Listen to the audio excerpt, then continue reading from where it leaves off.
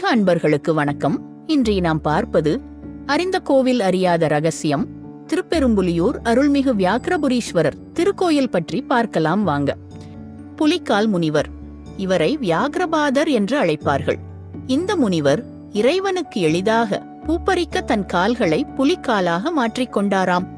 அதனாலேயே அந்த முனிவரின் உண்மை பெயர் மறைந்து புலிக்கால் முனிவர் என அழைக்கப்பட்டார். இவர் 5 தலங்களில் பூஜித்து அருள் பெற்றவர்.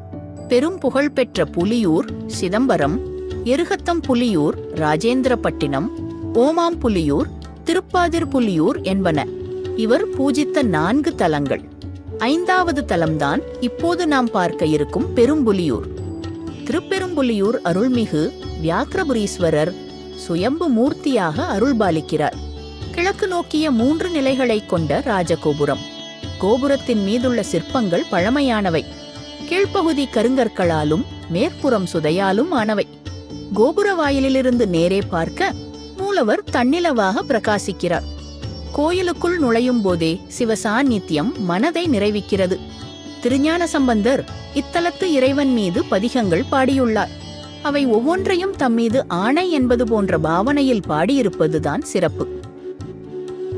சம்பந்தர் மண்ணுமோர் பாகமுடையார் எனும் பதிகத்தில் பெரும்புலியூரானை பிரியாதவர்கள் சிவத்திற்கு சமமாவார் என்கிறார்.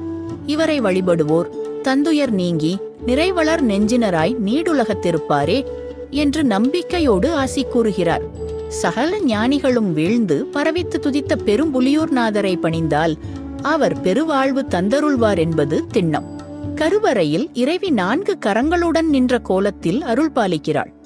அன்னையின் மேல் 2 கரங்களில் பத்மமும் ஜபம் மாலையும், கீழே ஒரு கரத்தில் அபயஹஸ்த முத்திரையுடன் காட்சி தரும் அன்னை தனது இன்னொரு கரத்தை பூமியை நோக்கி தொங்கவிட்ட நிலையில் காட்சி தருகிறாள். சௌந்தரநாயகி அன்னை இங்கு சதுர பீடத்தில் எழுந்தருளியிருப்பது தனிச்சிறப்பு. இங்கு மூலவராய் நின்று அருள் புரியும் அன்னையும் இவளே. துர்க்கையாய் நின்று மங்கையரை காப்பவளும் இவளே. அளப்பரிய சக்தி கொண்ட அன்னை இவள்.